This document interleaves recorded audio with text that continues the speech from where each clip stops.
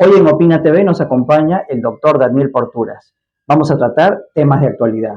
Doctor Porturas, ¿qué opina usted desde su opinión personal y también como abogado, lógicamente, del tema de la inseguridad ciudadana y de los recientes incidentes que hemos tenido? Primero que nada, buenas noches, gracias por la oportunidad de esta entrevista y un saludo a todos los que nos ven a través de tu plataforma. El tema de la inseguridad ciudadana es evidente para todos que se ha desbordado, hemos llegado a un punto crítico y que ahorita debería ser lo principal en la agenda política, no solamente del gobierno actual, de este endeble gobierno actual. Hay que puntualizar que es un gobierno que ha llegado al poder no por las circunstancias normales, ¿no? No por mediante elección popular, sino mediante hechos fácticos que se dieron. El tema de la inseguridad ciudadana es un grave reflejo ya de lo que Basadre ya denominaba con respecto a la realidad nacional, el Perú como Estado empírico. ¿Qué es esto? Que el Perú no se ha terminado de constituir, no se ha terminado de construir como un Estado. Esto es interesante porque nos remite a analizar la teoría del Estado, ¿no? El Estado moderno se constituye a partir eh, de una serie de situaciones históricas que se acontecen en Europa. Después de la guerra de los 30 años, los estados europeos beligerantes llegan a firmar un tratado, el conocido Tratado de Westfalia, y a partir de ahí comienza a surgir el concepto de Estado moderno, el concepto de Estado, eh, del Estado social, del Estado de Derecho. Entonces, Basadre llega y concluye en sus obras de que el Perú no ha llegado a constituirse como tal, como un Estado moderno, sino que es un Estado en vías de serlo, ¿no? Es una situación como de protoestado. Por lo tanto, hay una situación de vacío de poder, hay una situación de vacío político.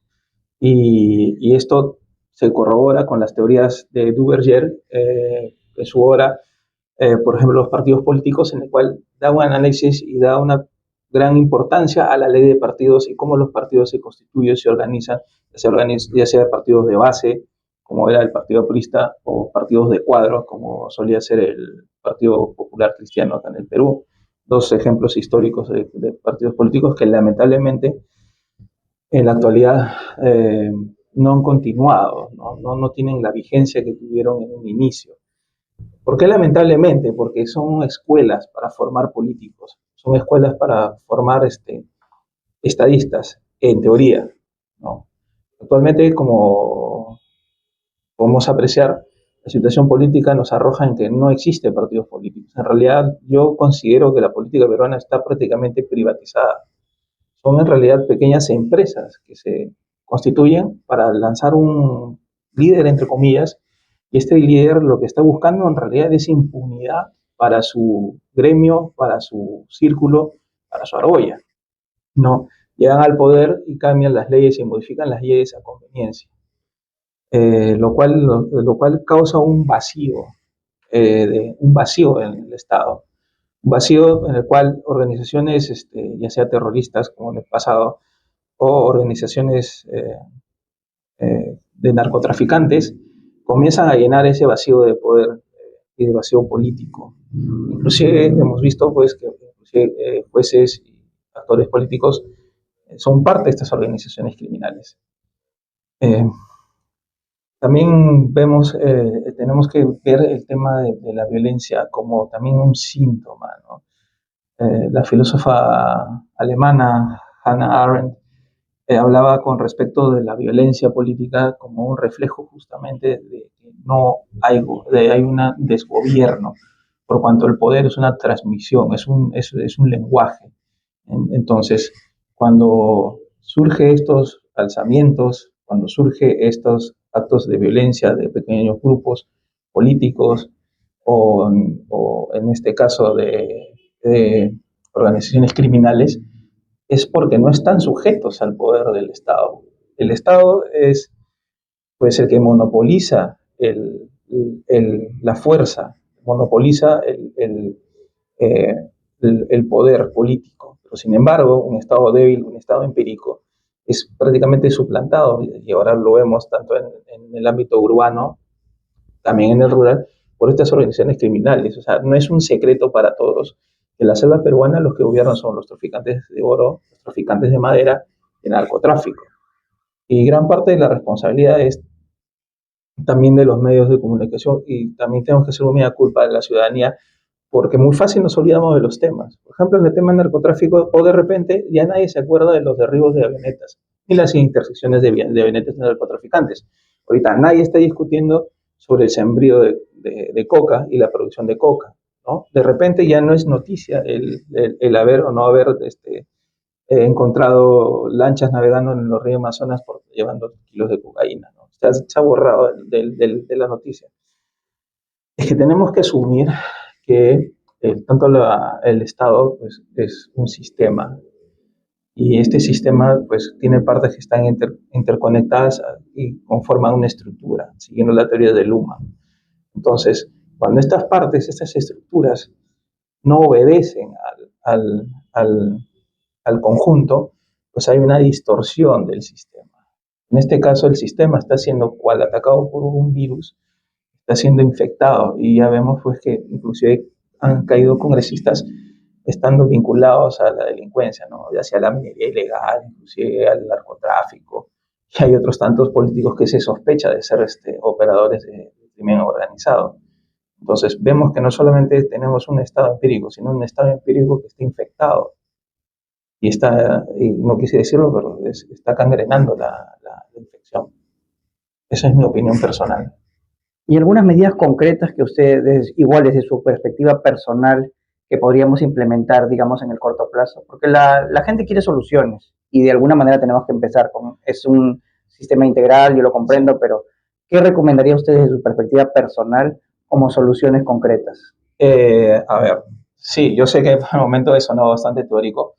En concreto, se tendría que un partido asumir el liderazgo. Un partido político tiene que asumir eh, el liderazgo, pero no a través de un líder mesiánico, sino tiene que surgir un partido con una verdadera propuesta política. No solamente un plan de gobierno improvisado, ¿no? En el que te digan, vamos a construir 100 hospitales en 3 días, una locura de esas, ¿no? Vamos a construir un tren que va de Tumbes a Puno.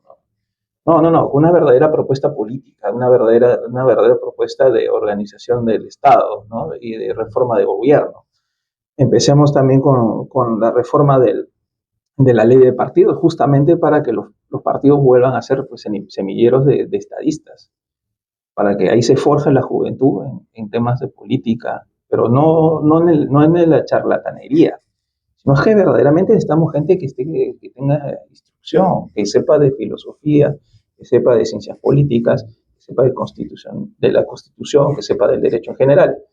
Ahora, más específico aún todavía, yo veo que se está desperdiciando eh, un, un sistema que es el sistema de serenazgos de las municipalidades, como forma de no solamente de prevención y vigilancia de la comisión de delitos, sino también como una como una fuente de captación de información.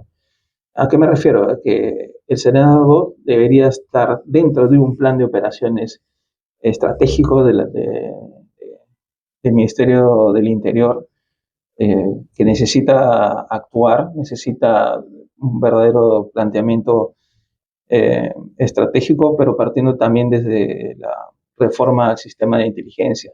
Se necesita mucho trabajo de inteligencia y se tiene que integrar al sistema de inteligencia el trabajo del serenazgo, el trabajo de la policía, el trabajo de otras organizaciones estatales.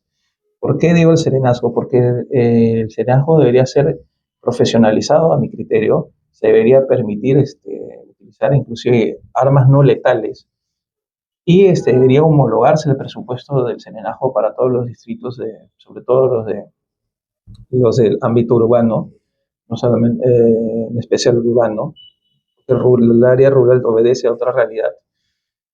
Y así todos los distritos tengan las mismas capacidades de poder afrontar la delincuencia, porque no es lo mismo el presupuesto de San Isidro que el presupuesto, por ejemplo, de aquí nomás de Surquillo. No es lo mismo el presupuesto de Los Olivos con el presupuesto de San Juan de Lurigancho. El Estado central tiene que imponer el orden, tiene que imponer el principio de gobernabilidad y trabajar desde los municipios y en sí desde las bases, reformar el sistema de inteligencia. Se tiene que, se tiene que reformar también en la medida de lo necesario ciertas partes de la policía que hemos visto pues, que se ha expulsado de la policía a elementos que simplemente han sido cuestionados, pero por su supuesta inclinación política o porque supuestamente están conspirando contra el gobierno, ¿no? Lamentablemente tenemos un gobierno paranoico que lo único que está luchando es para sostenerse en el poder. Otras actividades que se podrían hacer de inmediato es